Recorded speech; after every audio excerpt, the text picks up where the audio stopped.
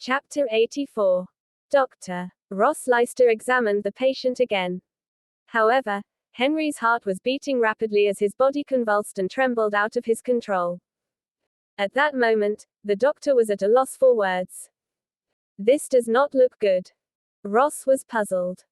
He sighed and said, the patient was previously diagnosed with other illnesses. Now that he's got the Haviska virus, it's impossible to cure him. It looks like he won't make it. You should start preparing for the end. What? Everyone froze at big statement. After treating him for so long, this is the outcome. Prepare for the aftermath. Dr. Leicester. Please. You have to save my grandfather.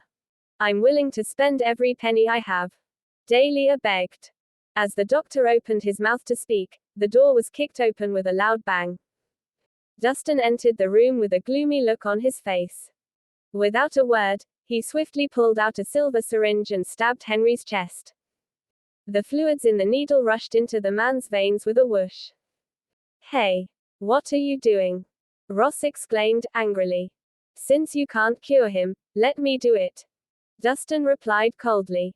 Who says I can't cure him? With a bold look, Ross demanded, I already thought of a way to cure him. I could save him immediately. But now that you've messed around with the patient, his condition has worsened. So you're saying that this is my fault? Dustin sneered. Of course it's your fault. If anything goes wrong, you should take all responsibility for it. Ross barked. He had been worried earlier but never thought this man would appear and become his scapegoat. Thank the heavens. He thought. He might finally be able to save his reputation. You're not good at anything besides shifting blame. I don't understand why Cross took you on as his apprentice. Dustin mocked. You bastard.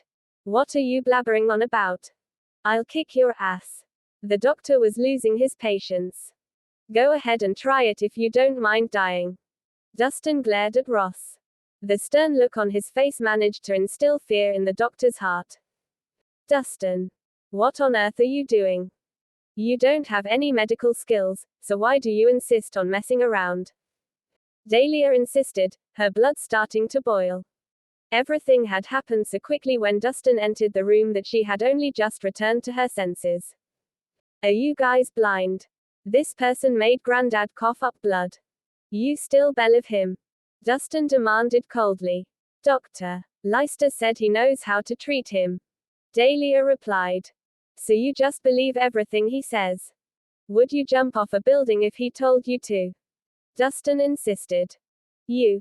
Dahlia started, but she was at a loss for words. Enough talking. Get out of my way. Dustin said. His relentless manner made everyone freeze.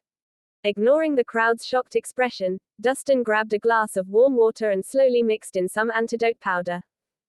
He fed it to Henry slowly. Although he could cure Henry with his equipment, it would take too much time and effort compared to giving him this antidote. After all, it had taken drive. Cross 3 years of hard work. You sure this will work? Dahlia questioned with a frown, clearly still filled with doubt. Are you effective or not? You will see in a minute, Dustin replied hastily. Humph. How ridiculous. You think you can cure Haviska poisoning with some random powder? Do you think you're some wizard? The doctor chastised. How could some random guy cure an illness that he couldn't? Rhys.